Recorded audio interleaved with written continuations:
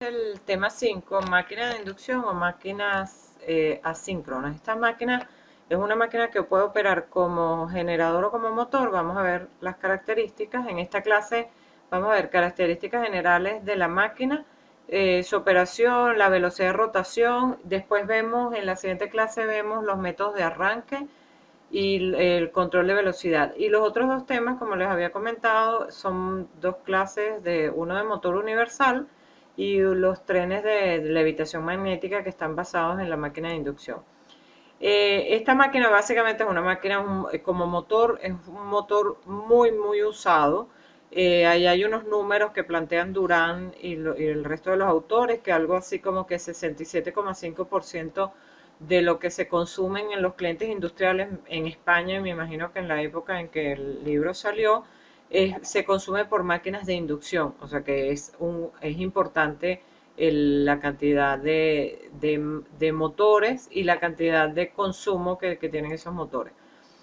Normalmente, por muchos años, se trabajó la máquina como una máquina que era un motor por excelencia. Todos los autores inclusive la descartaban, ni siquiera la nombraban como un generador. Después de algunos años, todos los desarrollos de energía eólica aparece fueron evolucionando empezaron con motores de corriente continua, después evolucionaron a motores, perdón, generadores sincrónicos, y ahora se están usando generadores de inducción como parte del proceso de la máquina. Entonces, no se puede descartar su uso como generador.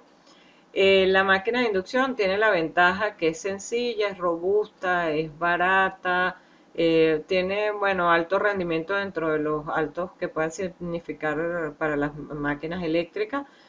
Eh, Tiene un factor de potencia de 0,85, o sea que el que ustedes han estado usando, hemos estado usando en los ejemplos, sirve, es bastante cerca de la realidad. La corriente de arranque puede estar entre 4 y 8 veces la corriente nominal. Eso es importante. Por eso es que le vamos a dedicar un tema completo a ver cómo hacemos para controlar esa corriente de arranque. Y el ejercicio del conseguir el arrancador suave también contribuye con eso. Originalmente esta máquina es una máquina trifásica, de construcción y de diseño original trifásico, y después modificaciones a ese diseño fueron aceptando las máquinas monofásicas y bifásicas, pero ahorita se usa muchísimo como bifásicas y monofásicas. La bomba de mi casa, por ejemplo, es una bomba bifásica. Esta se alimenta por el estator, por lo que el estator es el elemento inductivo, es el que es inductor del sistema. Y todo lo que pasa en el rotor, que circulan corrientes por el arrollado del rotor, son corrientes inducidas. Depende de lo que pase en el estator y de las corrientes y voltajes que se induzcan desde el estator para hacer mover el rotor cuando es un motor, y si no para generar esas corrientes, esas voltajes, esas corrientes inducidas. La velocidad de giro nunca llega a ser la velocidad sincrónica, eso lo vamos a ver cuando veamos las velocidades de la máquina. El estator y el rotor son cilíndricos, o sea, no tienen polos salientes como en la máquina de corriente continua. Esa cantidad de polos, de esos polos que aparecen en el estator, deben ser iguales entre el rotor y el estator. Después, en esas piezas, acuérdense que en las máquinas eléctricas tenemos unas piezas que son materiales ferromagnéticos que alojan el campo magnético, y otras piezas que son las conductoras de electricidad, que son los devanados. En este caso, esas dos piezas del estator tienen, las dos piezas ferromagnéticas tienen unas ranuras, ahí se meten las piezas conductoras. El rotor puede tener, es cortocircuitado. ¿Qué quiere decir cortocircuitado? Que si tenemos tres fases, esas tres fases se unen, se juntan entre sí para hacer un cortocircuito. Un cortocircuito, yo les he explicado en las baterías del carro. Si yo uno el positivo con el negativo, estoy haciendo un cortocircuito. Estoy uniendo y haciendo igual la diferencia de potencial. Y eso, dentro de la construcción de la máquina, es lo que hace que la máquina se mueva y produzca lo que tiene que producir. para lograr ese cortocircuito existen dos formas constructivas. Una es lo que se llama la jaula de ardilla y el otro es simplemente cables que recorren el rotor y que se juntan para hacer el cortocircuito. Entonces, desde el punto de vista constructivo, la máquina, entonces el estator va a tener arrollados separados 120 grados entre sí. Después, los rotores hay los dos tipos, uno que tiene los cables y el otro que no tiene cables, sino que se llama jaula de ardilla porque se construye se hace el cortocircuito con una construcción entera, ya lo vamos a ver. El de jaula de ardilla, fíjense que aquí se ve, es una jaulita hecha de material conductor. Esa jaulita se funde, se une con la parte ferromagnética, no se funde, pero se une con la parte ferromagnética. Entonces tendríamos unas líneas que están aquí doradas, que son conductoras de electricidad.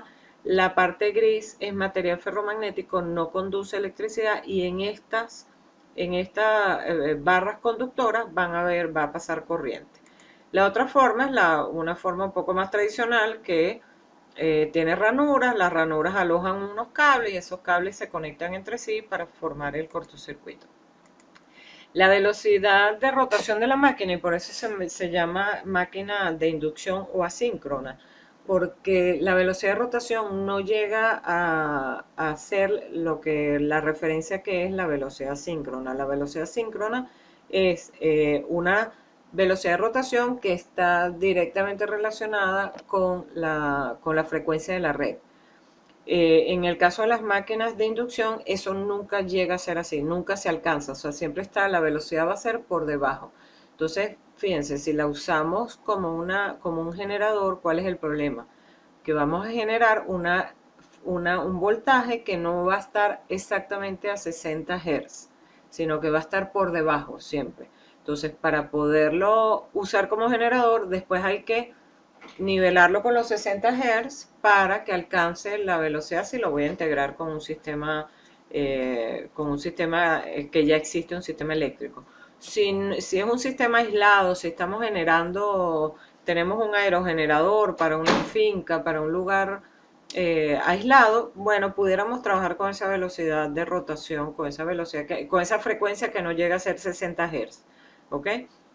Entonces, aquí aparecen varios conceptos. Existe la velocidad síncrona, la velocidad de la máquina asíncrona, y esa diferencia de esos dos se llama el deslizamiento de la máquina. Aquí ven la fórmula. La velocidad de la máquina de inducción sería 1 menos el deslizamiento, que el deslizamiento es un valor que suele ser menor a 0,1 por la velocidad síncrona. Y si ven la fórmula de la velocidad síncrona, la fórmula es 120 por la frecuencia de la red por el número de polos de la máquina. Entonces, si tenemos, por ejemplo, ustedes oyen velocidades de 3600 RPM, eso es, para una frecuencia de 60 Hz, estamos teniendo una velocidad de 3600. En el motor de inducción tendríamos una velocidad parecida a 3600, por debajo de 3600. ¿Ok? No tendríamos, aun cuando en los datos del motor, ustedes van a ver después en la siguiente actividad que van a hacer la semana que viene, van a ver que aparece la velocidad como si fuera la velocidad síncrona, pero no es la velocidad de rotación de la máquina.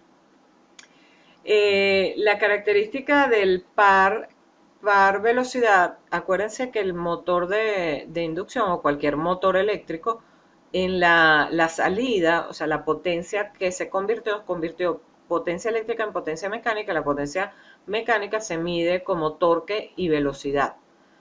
Esa relación de torque-velocidad va a ir cambiando en la medida en que cambia la velocidad de la máquina cuando arranca. O sea, arranca la máquina y hasta que llega al 100% de la velocidad, entonces el torque va cambiando. En este arranque original de la máquina aparecen las corrientes de la corriente de arranque, que es muy alta, lo que les había comentado. Y ese torque que va a depender de la máquina, obviamente, ¿de qué depende la potencia mecánica de salida? De la potencia eléctrica de entrada menos las pérdidas que puedan ocurrir dentro de la máquina. ¿Ok? Entonces, para la próxima clase vamos a seguir Vamos a ver métodos de arranque, cómo mejoramos esas corrientes de arranque de la máquina que son muy malas. Entre esas cosas está el arrancador suave. Y después de allí, entonces vamos con métodos de control de velocidad y después el resto de la materia. Muchas gracias.